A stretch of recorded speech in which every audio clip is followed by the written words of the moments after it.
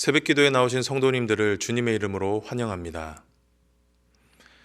마음과 샘물의 기도를 하나님께 드립니다. 먼저 우리 믿음을 고백합니다. 시몬 베드로가 대답하여 이르되 주는 그리스도시요 살아계신 하나님의 아들이시니이다. 아멘. 가장 귀한 분을 선물해 주신 하나님, 내 평생에 가장 복된 일은 내가 예수님을 만난 것입니다. 그 예수님을 더욱 알아가고 사랑하는 2025년이 되게 하옵소서. 교회와 예배를 위해 기도합니다. 수고하고 무거운 짐진 자들아 다 내게로 오라. 내가 너희를 쉬게 하리라. 아멘. 참된 안식을 주시는 주님, 매주 예배를 통해 쉼과 회복을 경험하게 하옵소서. 온유하고 겸손하신 주님을 닮기 위해 마음과 정성을 다해 예배를 드리는 참된 예배자가 되게 하옵소서. 목장과 VIP를 위해 기도합니다. 이와 같이 이 작은 자 중에 하나라도 잃어버리는 것은 하늘에 계신 너희 아버지의 뜻이 아니니라. 아멘. 잃어버린 영혼을 애타게 찾으시는 주님, 뜨거운 마음으로 VIP에게 다가가는 목장이 되게 하옵소서. 한 목장 한 영혼 세례 주기에 모든 목장이 참여하여 사람을 남기게 하옵소서. 다음 세대와 청년들을 위해 기도합니다. 하늘로부터 소리가 있어 말씀하시되 이는 내 사랑하는 아들이요 내 기뻐하는 자라 하시니라. 아멘. 우리를 자녀 삼아 주신 하나님, 다음 세대 자녀들이 하나님의 사랑받는 자녀임을 잊지 않게 하시고 존귀한 자녀답게 살아가게 하옵소서. 청년들이 나를 기뻐하시는 하나님 아버지로 인해 거친 세상 가운데서도 승리하게 하옵소서. 도움이 필요한 성도들을 위해 기도합니다. 예수께서 모든 도시와 마을에 두루 다니사 그들의 회당에서 가르치시며 천국 복음을 전파하시며 모든 병과 모든 약한 것을 고치시니라. 아멘. 약한 자를 긍휼히 여기시는 주님, 육신의 질병으로 고통받는 이들을 치유하여 주옵소서. 마음의 어려움으로 힘들어하는 영혼들을 위로해 주시고 경제적 고통으로 힘들어하는 이들에게 일용할 양식을 공급해 주옵소서. 나라와 선교를 위해 기도합니다. 그러므로 너희는 가서 모든 민족을 제자로 삼아 아버지와 아들과 성령의 이름으로 세례를 베풀고 아멘. 온 땅의 주인이신 하나님, 이 나라가 주님의 통치를 받는 정의와 평화의 나라가 되게 하옵소서. 수고하는 선교사님들을 통해 잃어버린 영혼들이 주님께로 돌아오게 하시고 모든 민족과 열방이 하나님을 예배하게 하옵소서. 우리와 늘 함께 하시는 예수님의 이름으로 기도드립니다. 아멘. 오늘 우리에게 주시는 하나님의 말씀은 마태복음 9장 18절에서 26절 말씀입니다. 예수께서 이 말씀을 하실 때에 한 관리가 와서 절하며 이르되 내 딸이 방금 죽었사오나 오셔서 그 몸에 손을 얹어 주소서. 그러면 살아나겠나이다 하니 예수께서 일어나 따라가심에 제자들도 가더니 12해 동안이나 혈루증으로 앓은 여자가 예수의 뒤로 와서 그 옷가를 만지니 이는 제 마음에 그 겉옷만 만져도 구원을 받겠다 함이라. 예수께서 돌이켜 그를 보시며 이르시되 딸아 안심하라. 내 믿음이 너를 구원하였느니라 하시니 여자가 그 즉시 구원을 받으니라. 예수께서 그 관리의 집에 가사 피리 부는 자들과 떠드는 무리를 보시고 이르시되 물러가라. 이 소녀가 죽은 것이 아니라 잔다 하시니 그들이 비웃더라. 무리를 내보낸 후에 예수께서 들어가사 소녀의 손을 잡으심에 일어나는지라. 그 소문이 그 온 땅에 퍼지더라. 오늘 우리에게 주시는 하나님의 말씀은 믿음입니다. 기독교를 설명하는 단어 중 많이 쓰이는 단어 중에 하나가 아마 믿음일 것입니다. 그만큼 그리스도인들에게 믿음이란 아주 중요합니다. 그래서 오늘은 이 주제를 가지고 함께 말씀을 나누고 싶습니다. 오늘 본문은 예수님의 두 가지 치유 사건을 기록하고 있습니다. 예수님께서는 관리의 딸을 살리시고 혈루증 걸린 여인을 치유하셨습니다.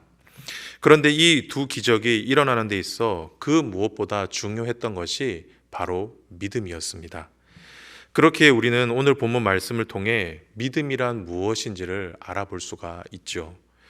그렇다고 하면 오늘 본문이 일러주는 믿음이란 무엇일까요? 주신 말씀을 통해 함께 살펴보도록 하겠습니다. 첫 번째, 믿음이란 무엇인가?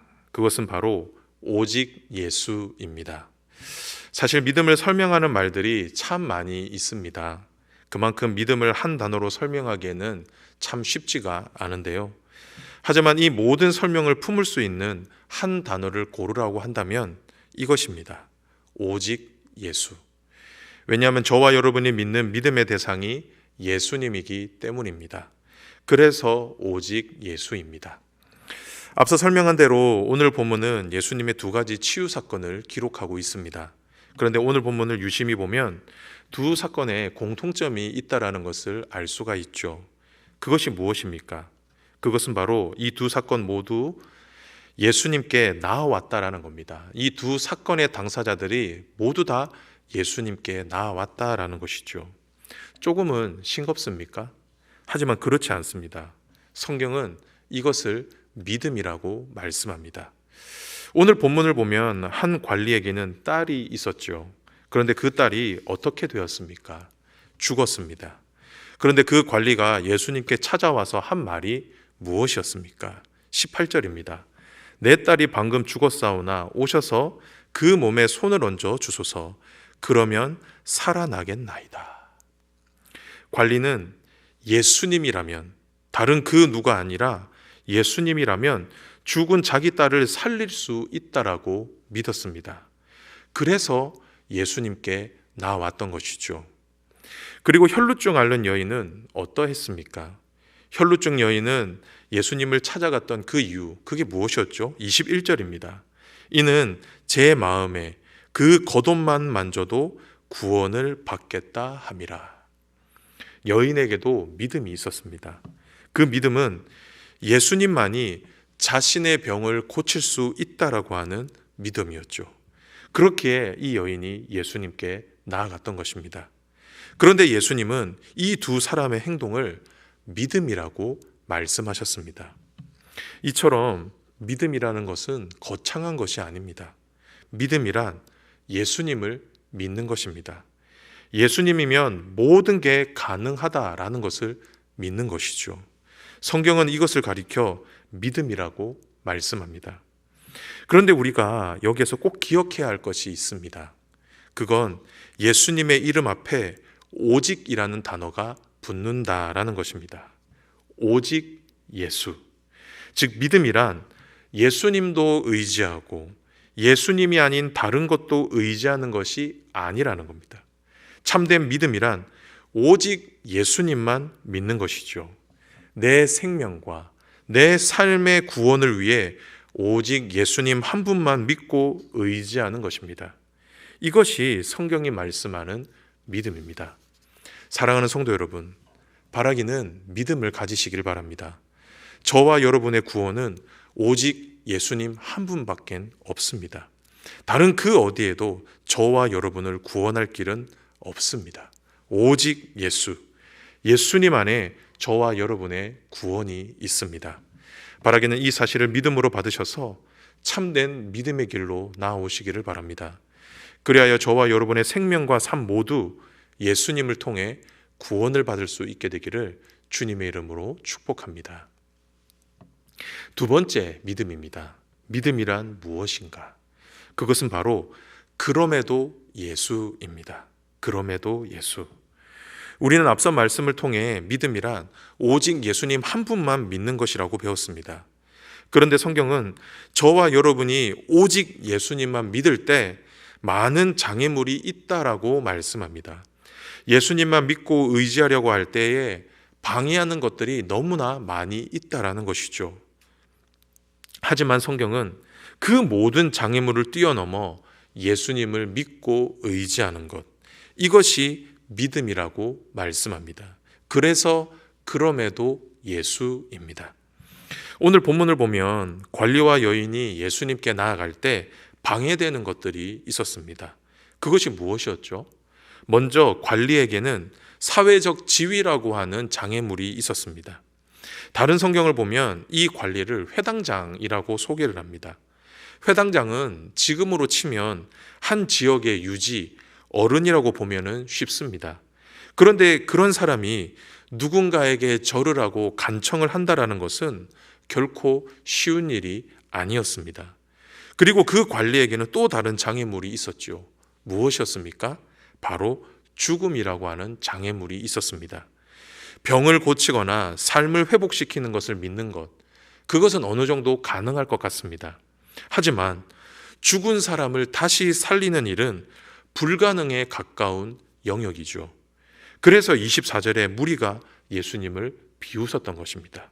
하지만 관리는 그럼에도 불구하고 예수님께 나아갔습니다.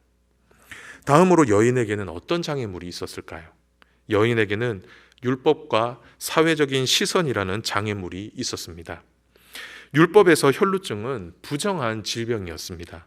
그래서 혈루증 걸린 여인을 바라보는 사회적인 시선은 그리 따뜻하지가 않았죠.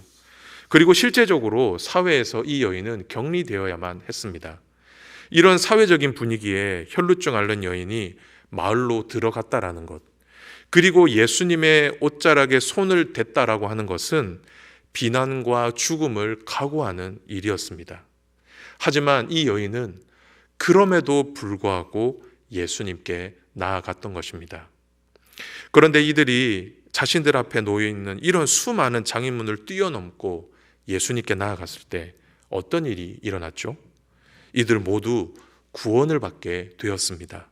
딸이 살아나고 혈루증이 회복되는 놀라운 기적이 일어났던 것이죠.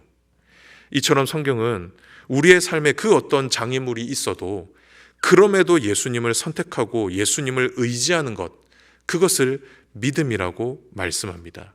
그리고 그 믿음이 저와 여러분을 구원할 수 있다라고 말씀하죠. 사랑하는 성도 여러분, 예수님을 믿고 따르는 길은 결코 쉬운 길이 아닙니다. 그 길은 큰 대로 위를 거침없이 달리는 고속도로가 절대로 아니라는 겁니다. 오히려 울퉁불퉁하고 거칠고 장애물이 많은 길이 믿음의 길입니다. 그만큼 많은 방해와 장애물들이 있는 길이 바로 믿음의 길이라는 것이죠. 하지만 그럼에도 불구하고 예수님을 선택하는 것, 그리고 오직 예수님 한 분만 믿고 의지하는 것, 성경은 이것을 믿음이라고 저와 여러분에게 가르쳐주고 있다는 겁니다. 그런데 참 감사한 것은요, 예수님을 믿는 이 믿음이 아무리 험하고 힘들어도 그 길의 끝은 아주 영광스럽고 찬란할 것입니다. 본문에서 관리와 여인이 그럼에도 불구하고 예수님께 나왔을 때 예수님은 이들의 믿음을 실망시키지 않으셨습니다. 오히려 자신들의 믿음보다 더 큰 기적으로 응답해 주셨죠. 이처럼 예수님은 그럼에도 자신에게 나오는 사람들의 그 믿음을 기쁘게 여기십니다. 그리고 우리의 기대와 우리의 믿음을 실망시키지 않으신다라는 겁니다. 바라기는 이 사실을 믿음으로 받으셔서 그럼에도 불구하고 예수님을 믿고 의지하는 저와 여러분이 되시길, 믿음의 사람들이 되시길 주님의 이름으로 축복합니다. 마지막입니다. 오늘 본문이 일러주는 믿음이란 무엇인가? 그것은 바로 잡으라입니다. 우리는 앞서 말씀을 통해 믿음이란 오직 예수님만 믿고 의지하는 것, 그럼에도 예수님을 믿고 의지하는 것이다 라고 배웠죠. 그런데 성경은 이런 우리의 믿음 위에 더 적극적인 행동을 말씀하고 있는데요, 그것은 바로 잡는 것입니다. 예수님을 붙잡는 것이죠. 오늘 본문을 보면 혈루증 앓던 여인이 바로 그러했습니다. 혈루증 앓던 여인은 오직 예수님만이 자신의 병을 고칠 수 있다라고 믿었습니다. 그리고 여러 사회적인 장애물이 있었지만 그럼에도 예수님께 나왔죠. 그런데 이 여인은 여기에서 머물지 않았습니다. 더 적극적인 행동을 취하게 되는데요, 그것이 무엇이었습니까? 예수님의 옷자락을 붙잡는 것이었습니다. 어떻게 보면 이것이 어떻게 적극적인 행동인가 라고 말할 수 있을 것 같습니다. 하지만 그렇지가 않습니다. 왜냐하면 여인이 예수님의 옷자락에 손을 댄 것은 믿음의 행위였기 때문입니다. 예수님이 직접 자신을 만져주지 않아도, 예수님이 직접 자신에게 말씀해 주시지 않아도 그 옷자락만 만지면, 그 옷자락에 손만 대어도 자신의 병이 나을 수 있다라고 하는 그 믿음이 이 여인에게는 있었다라는 것이죠. 이처럼 믿음은 저와 여러분에게 행동을 요구합니다. 마음으로 품은 믿음, 입으로 시인하는 믿음도 참 귀한 믿음이지만 저와 여러분이 믿음의 기적을 만들기 위해서는 믿음의 행동이 필요하다라는 것입니다. 믿음으로 주님의 옷자락을 붙잡아야 한다라는 것이죠. 이것이 바로 성경이 일러주는 믿음입니다. 그런데 성경은 이런 우리의 믿음에 놀라운 능력이 있다라고 말씀합니다. 그것은 바로 저와 여러분이 예수님을 붙잡을 때 예수님께서도 저와 여러분을 붙잡아 주신다라는 것입니다. 오늘 본문을 한번 보십시오. 예수님께서는 자신의 옷자락을 잡은 여인을 꾸짖지 않으셨습니다. 오히려 무엇이라고 말씀하셨죠? 22절입니다. 예수께서 돌이켜 그를 보시며 이르시되 따라 안심하라 내 믿음이 너를 구원하였다 하시니 여자가 그 즉시 구원을 받은지라. 예수님께서는 두려워 떨고 있는 여인을 안심시키셨습니다. 그리고 이 여인의 믿음을 칭찬하시며 여인의 병을 고쳐 주셨지요. 그리고 관리의 딸에게는 어떻게 하셨습니까? 25절 한번 다 함께 볼까요? 무리를 보내신 후에 예수께서 들어가사 소녀의 손을 잡으심에 일어나는지라. 성경은 의도적으로 예수님이 소녀의 손을 잡았다라고 말씀합니다. 죽은 소녀의 손을 붙잡았다라는 것이죠. 그리고 그 소녀를 힘껏 일으키셨습니다. 그렇게 했을 때 어떤 일이 일어났죠? 일어나는지라. 여러분, 이것이 바로 믿음에 대한 응답입니다. 사랑하는 성도 여러분, 오늘 이 시간 믿음으로 예수님의 옷자락을 붙잡으시기를 바랍니다. 그 어떤 것도 괜찮습니다. 중요한 것은 오직 예수, 그럼에도 예수를 붙잡는 것입니다. 그렇게 할 때 우리 주님께서 절대로 저와 여러분을 꾸짖지 않으실 겁니다. 오히려 주님의 강한 손으로 저와 여러분의 손을 붙잡아 세워 주실 것입니다. 그리고 저와 여러분을 회복시키시고 다시 살려 주실 것입니다.